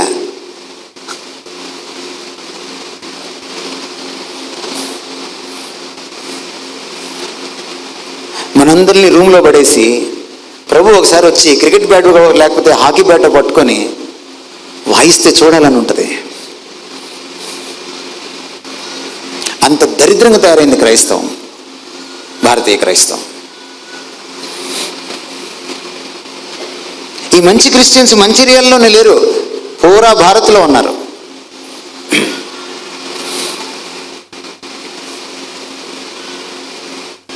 మీ ఆలోచనకే వదిలిపెట్టేస్తున్నాను నేను. మీ ప్రార్థనలు ఈరోజు నుంచి మారాలి. మీరు విశ్వాసులు అయితే మీకు పిల్లోడు పుడతాడు, అప్పుడు కూడా ఆయన మీరు ఆ చిత్తం అడగరు. ఆయనకేదో మీరు మెహర్బానీ చేసినట్టు, అయ్యా నాకు బిడ్డ పుడితే నేను పాస్టర్ని చేస్తా. ఎందుకు నీ బిడ్డ ఆయనకు పాస్టరు? నీ బిడ్డ కాకపోతే ఇంకోటి వాడుకుంటాడు ఆయన. ఆయనకి నువ్వు లంచం ఇస్తావా? నీకు ఇంకా అన్య విశ్వాసం పోలా నీలో, ఆ అన్య సంస్కృతి పోలా నీలో. ఇంకా అన్యుల దేవుళ్ళు దేవతలు వాళ్ళకి లంచం ఇస్తే కానీ పనిచేయరు. వాళ్ళకి ముట్టు చెప్పాలి, దాన్ని మొక్కు అంటారు. కానీ నీ దేవుడు నువ్వు అడగకుండానే నీ కోసం ప్రాణం ఇచ్చినాడు. నువ్వు ఆయనకి తాయిలాలు ఇవ్వాలా? కొంతమంది బిడ్డ పుట్టంగానే నేను దేవుడికి డెడికేట్ చేసిస్తానండి. నువ్వెవరు డెడికేట్ చేయడానికి? బిడ్డలు దేవుడిచ్చి బహుమానం అని రాయబడింది. నువ్వు అడగాలి ఆయన్ని, ప్రభు వీడిని ఏం చేయమంటావు, ఈ అమ్మాయిని ఏం చేయమంటావు, ఎలా పెంచమంటావు, దేనికోసం పెంచమంటావు, ఏది సాధించడానికి పెంచమంటావు? ఎప్పుడైనా ఆయన కళ్ళల్లోకి చూసి అడిగావా? నీ చిత్తం ఏంటి ప్రభువా అంటాడు విశ్వాసి.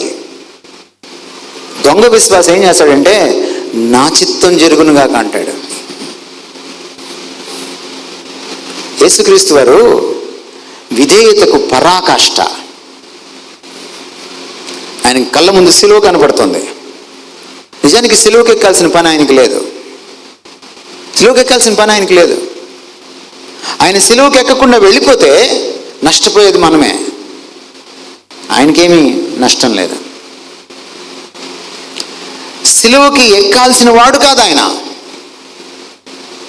పాపం ఎరుగని వాడు మన కోసం పాపం ముద్దగా తయారయ్యాడు.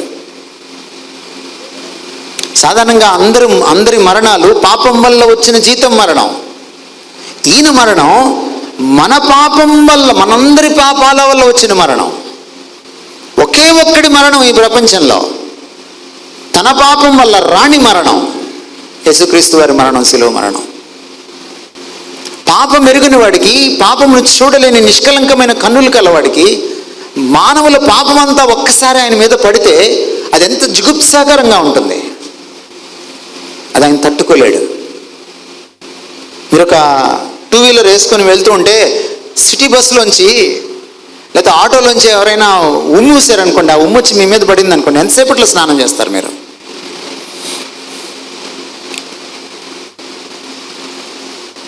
మంచిర్యాలలో అడుగుతున్నానమ్మా, మంచిర్యాల అలవాటు ఏంటి? స్నానం తొందరగా చేస్తారా? పర్లేదు లేని తుడుచుకొని వెళ్ళిపోతారా? కనీసం వెళ్ళి కడుక్కుంటారు. ప్రపంచంలో ఉన్న వాళ్ళందరూ ఉమ్మొచ్చి మీ మీద పడింది అనుకోండి, ఒక్కసారి ఎలా ఉంటుంది మీకు? ఎలా ఉంటుంది? ఆ ఫీలింగ్ ఎలా ఉంటుంది? టీవీ నేను అడిగితే ఏం చెప్తారు మీరు? ఆ రోజు గెత్సెమనీలో ఆయన ఫీలింగ్ అంతకంటే ఘోరమైంది. అందుకని సాధ్యమైతే ఈ గిన్నె నా యుద్ధ నుంచి తొలగించమని ప్రాధేయపడ్డాడు ఆయన. But for your sake and my sake, నీ కోసం నా కోసం తండ్రి, నా చిత్తం కాదు నీ చిత్తమే సిద్ధించును కాక. అందుకే ఒక ఆయన అన్నాడు, ఈ ప్రపంచంలో ఒకే ఒక క్రైస్తవుడు ఉండేవాడు, ఆయన 2000 సంవత్సరాల క్రితం సిలువ వేశారు అన్నాడు.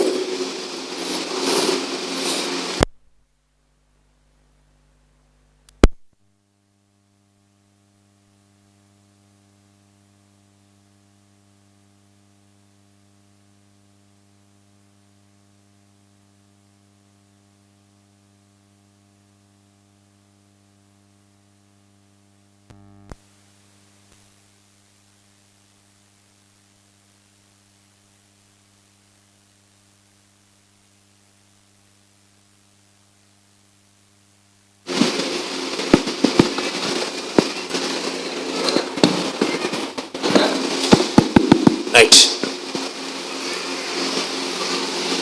కమిట్మెంట్ అంటే ఏంటో ఆయన దగ్గర నేర్చుకోవాలి. విధేయత అంటే ఏంటో ఆయన దగ్గర నేర్చుకోవాలి. దేవుడికి విధేయత చూపించాల్సిన పని ఉండదండి ఎవడికి, ఎందుకంటే ఆయన పైన ఎవడుండడు. కానీ యేసు ప్రభు ఈ లోకానికి వచ్చినప్పుడు విధేయత నేర్చుకున్నాడని రాయబడింది. అది సిలువ మరణ మగునంత విధేయత చూపించాడని రాయబడింది. మీరు క్రైస్తవులు అయితే ఆయన పాదాల దగ్గర చేరండి. మళ్ళీ ప్రభు, నా విశ్వాసంలో విధేయత కొరబడింది, నా విశ్వాసంలో స్వార్థం పెరిగిపోయింది, నేను నిన్ను వెంబడిస్తున్నానని చెప్తున్నాను, కానీ నిన్ను నా అవసరాల కోసం వాడుకుంటున్నాను తప్ప నేను వెంబడించట్లేదు, పూజించట్లేదు. నిన్ను నా అవసరాల కోసం వాడుకుంటున్నాను ప్రభా. మనం డబ్బుల్ని వాడుకుంటాం, వస్తువుల్ని వాడుకుంటాం, మనుషుల్ని వాడుకుంటాం, చివరికి దేవుణ్ణి కూడా వాడుకుంటాం. అందుకే మన దేశంలో మీరు చూసారా, నేల మీద యేసుప్రభు బొమ్మ వేసి మనల్ని డబ్బులు అడుగుతారు. దేవుణ్ణి వాడుకుంటాం మనం. చాలామంది పాస్టర్లు దేవుణ్ణి వాడుకొని ఈరోజు BMWలు సంపాదించారు. చాలామంది పాస్టర్లు ఈరోజు దేవుణ్ణి వాడుకొని పెద్ద పెద్ద బంగ్లాలు కట్టుకున్నారు, కోటీశ్వర్లు అయిపోయారు. మనకి దేవుణ్ణి వాడుకోవడం వచ్చు బాగా. ఎవరి స్థాయిలో వాళ్ళు చేస్తూనే ఉంటాం. ఒక కూకట్పల్లి బెల్లంపల్లిళ్ళే కాదు, మనం కూడా మన స్థాయిలో మనం దేవుణ్ణి వాడేసుకుంటూ ఉంటాం. కానీ దేవా నన్ను వాడుకునే వాళ్ళు ఎంతమంది? అది కదా క్రైస్తవం, అది కదా విశ్వాసం. నా చిత్తం కాదు, నీ చిత్తం. ఈరోజు మీకు చెప్తున్నాను, క్రీస్తు ప్రభువు కాకపోతే మీ జీవితాల పైన మీరు క్రైస్తవులు కాదు. క్రీస్తును హృదయంలో ఎక్కడో మూల కూర్చోబెడితే మీరు క్రైస్తవులు ఎవరు? ఆయన మీ హృదయ సింహాసనాన్ని పరిపాలన చేయాలి, దాని మీద అధిరోహించి మిమ్మల్ని పరిపాలన చేయాలి. మీరు చూసే చూపులు, మీరు మాట్లాడే మాటలు, మీ సంబంధ బాంధవ్యాలు, మీ ఆర్థిక లావాదేవీలు, మీ వ్యాపార లావాదేవీలు, మీరు ఉద్యోగాలు చేసే తీరు, మీరు మీ భార్యతో భర్తతో గడిపే తీరు, మీరు పిల్లల్ని పెంచే తీరు, మీరు మీ పక్కింటి వాడితో నెరిపే సంబంధం, మీరు మాట్లాడేటప్పుడు మీరు వేసే జోకులు, మీరు యూట్యూబ్లో, టీవీలో, సోషల్ మీడియాలో చూసేటువంటి విషయాలు, ఇవన్నీ ఆయన ప్రభుత్వం కిందకి రావాలి.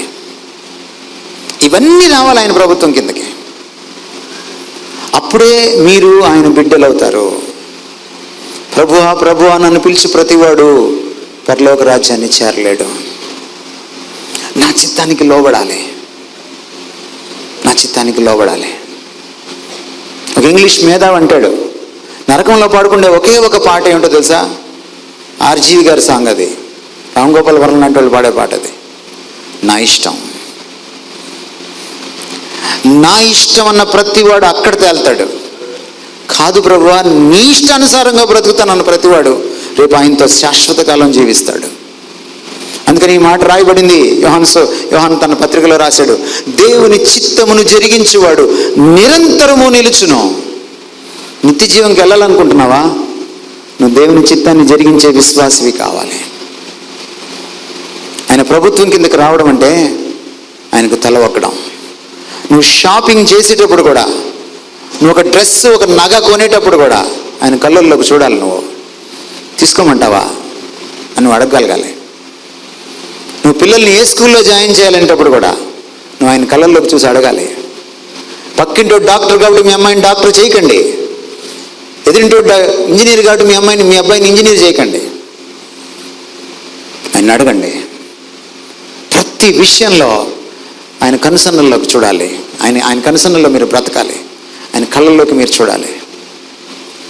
ప్రభు ఏం చేయమంటావు మీరు అడగాలి. అప్పుడు మీరు క్రైస్తవులు.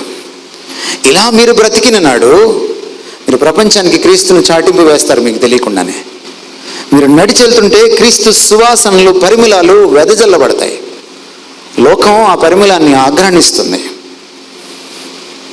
అప్పుడే మీరు ఇక్కడ ఉన్నందుకు ఒక అర్థం దొరుకుతుంది.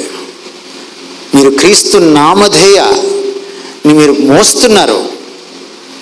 మీరు క్రీస్తుని, ఆయన పేరుని మీరు మోసుకెళ్తున్నారు. దానికి ఒక సార్థకత చేకూరుతుంది. మీ బ్రతుకుకి ఒక అర్థం దొరుకుతుంది. లేకపోతే చెట్టు పేరు చెప్పుకొని కాయలు అమ్ముకుంటే బ్యాచ్ అయిపోతాం మనం. మనకి ఈ చెట్టుకి, ఈ కాయలకి, ఆ చెట్టుకి సంబంధం ఏముండదు. ఈ క్రైస్తవం కోరుకుంటున్నాడు యేసు ప్రభు. ఆయన అంటున్నాడు, నేను వచ్చే లోపు విశ్వాసమును కనుగొందునా, నేను వచ్చేటప్పటికి పెళ్ళిళ్ళు చేసుకోవడంలో, ఇల్లు కట్టుకోవడంలో మునిగిపోతారన్నాడు ఆయన. ఇప్పుడు అదే జరుగుతుంది. క్రైస్తవులకి ఈరోజు కావాల్సింది ఏంటో తెలుసా? ఫస్ట్ ఒక ఇల్లు వచ్చేయాలి, పెళ్ళి అయిపోవాలి. ఆ పెళ్ళి కూడా ఎలా అవ్వాలి? అబ్బో ఆకాశం అంతా పందిరేయాలి, భూమి అంతా తివాసిగా ముగ్గేయాలి. అప్పుడు కానీ పెళ్ళి కాదు. ప్రభువు నాకు ముఖ్యమా కాదా? ప్రభువుకి నేను దాసోహమా కాదా? ప్రభువుకి నేను విధేయున్నా విధేయురాలనా కాదా?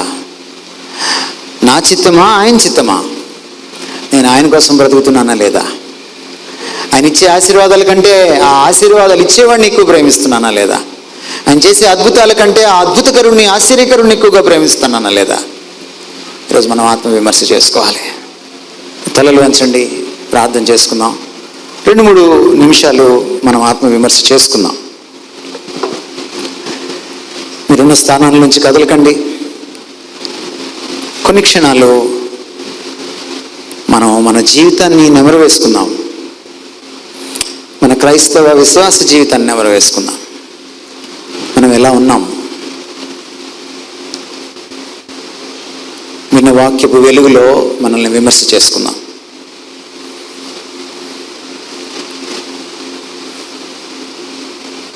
ఆయన అన్నట్టుగా మీరందరికంటే ఎక్కువగా ఆయన్ని ప్రేమిస్తున్నారా? మీరన్నిటికంటే ఎక్కువగా ఆయన్ని ప్రేమిస్తున్నారా? ఆయన్ని ప్రేమించకపోతే అలాగా ఆయన్ని వెంబడించలేరు. మీరు మీ అహం కంటే, మీ పరువు ప్రతిష్టల కంటే ఎక్కువగా ఆయన్ని ప్రేమిస్తున్నారా? మిమ్మల్ని మీరు ఆయనకు వశము చేసుకున్నారా? ఒక నోటితో మాత్రమే ఒప్పుకునే విశ్వాసం కాదు, హృదయాంతరాళాల నుంచి ఒప్పుకునే విశ్వాసం. ఈ లోపలి మనిషి అంతటినీ ఆయనకి ఇచ్చివేసుకునేటువంటి విశ్వాసం. నీ ప్రాణాత్మ దేహాలను ఆయనకు అర్పించుకోగలిగినంత విశ్వాసం. నీ ఆహాన్ని ఆయన పాదాక్రాంతం చేయగలిగినంత విశ్వాసం. నీ జీవితంలో ప్రతి రంగంలో ఆయన పరిపాలనకు తలవొగ్గే విశ్వాసం.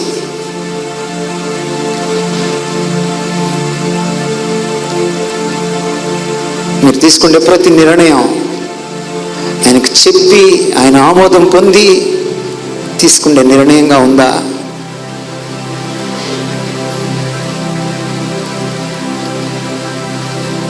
మీ కలలు కాదు, ఆయన కలలు ఏంటని ఆలోచించేటువంటి మనసు మీకుందా? మీ ప్రణాళికలు కాదు, ఆయన ప్రణాళికలు ఏంటని ఎప్పుడైనా ఆలోచించే తీరిక మీకుందా?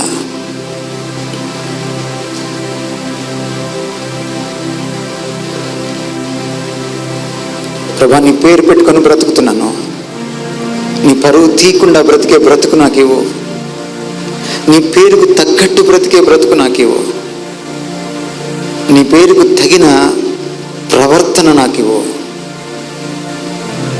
అడగగలరా ఈరోజు ఆయన్ని?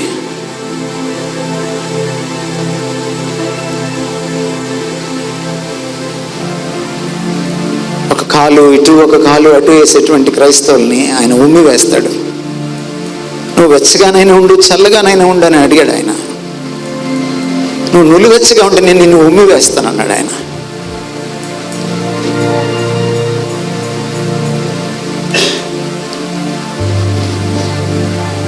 ఏదో ఒక నిర్ణయం తీసుకోండి. ఎందుకో దీనికి వయసుతో సంబంధం లేదండి. మీరు పెద్దవాళ్ళు కావచ్చు, 30 పైబడి, 40 పైబడి, 50 పైబడి, 60 పైబడి మీరు ఉండవచ్చు. నికోదేము 60-70 సంవత్సరాలప్పుడు ప్రభుకి దాసోహమయ్యాడు. మోషే 80 సంవత్సరాలప్పుడు ప్రభు పిలుపునందుకొని ఆయనకి తల వంచాడు. అబ్రహాము 75 సంవత్సరాలప్పుడు ఆయన పిలుపునందుకొని ఆయన నమ్మి ఆయన హత్తుకొని జీవించాడు. ప్రభు బిడ్డకు కావడానికి, నిజమైన విశ్వాసంలోకి రావడానికి, ఒకవేళ వచ్చి సన్నగిలిపోయి ఉంటే తిరిగి ఆయనకు సమర్పించుకోవడానికి వయసుతో సంబంధం లేదు. ఈ అవకాశాన్ని సద్వినియోగం చేసుకోండి. మీ జీవితాలను ప్రక్షాళనం చేసుకోవడానికి, ప్రభు చెప్పు చేతల్లోకి రావడానికి, ప్రభుకి దాసోహమయ్యే, ఆయనకు వశం చేసుకుంటే ఆయనకు విధేయత చూపించే విశ్వాసంలోకి రావడానికి ఒక నిర్ణయం తీసుకోండి, ఒక తీర్మానం చేసుకోండి, ప్రార్థన చేసుకోండి. ప్రభువా, రాబోయే సెషన్స్లో, రాబోయే రోజుల్లో నాతో మాట్లాడండి. నన్ను ఇక్కడి నుంచి ప్రక్షాళనం చేసి తీసుకువెళ్ళండి. పరిపూర్ణంగా నీ బిడ్డగా మార్చుకొని నన్ను ఇక్కడి నుంచి తీసుకువెళ్ళండి. చిన్న ప్రార్థన చేసుకుందాం. మా ప్రేమ కలిగిన తండ్రి, నీ మాటలను బట్టి నీకు వందనాలు. నీతో మా విశ్వాస జీవితం ఆషామాషిది కాదని మీరు మాకు తెలియచేస్తున్నందుకు మీకు వందనాలు. నిన్ను మేము సీరియస్గా తీసుకోవడం మాకు నేర్పించండి. క్రైస్తవం అంటే ఏమిటో, విశ్వాసం అంటే ఏమిటో నీకు సమర్పించుకుండే, నీకు వశం చేసుకుండే, నీకు విధేయత చూపించే, నీకు తల ఒగ్గే విశ్వాసం ఏమిటో, నిన్ను నెత్తిన పెట్టుకొని నీ ప్రభుత్వం కింద బ్రతికే విశ్వాస జీవితం ఏమిటో మాకు తెలియచేయండి తండ్రి. మాతో మాట్లాడుతూ ఉండండి. నీ ఆత్మ కార్యసిద్ధి మాలో కొనసాగించండి. నీ వాక్య ప్రభావానికి, నీ ఆత్మ కార్యానికి మమ్మల్ని అప్పగించుకుంటాం. యేసుక్రీస్తు వారి పేట వేడుకుంటున్నాం తండ్రి. ఆమేన్.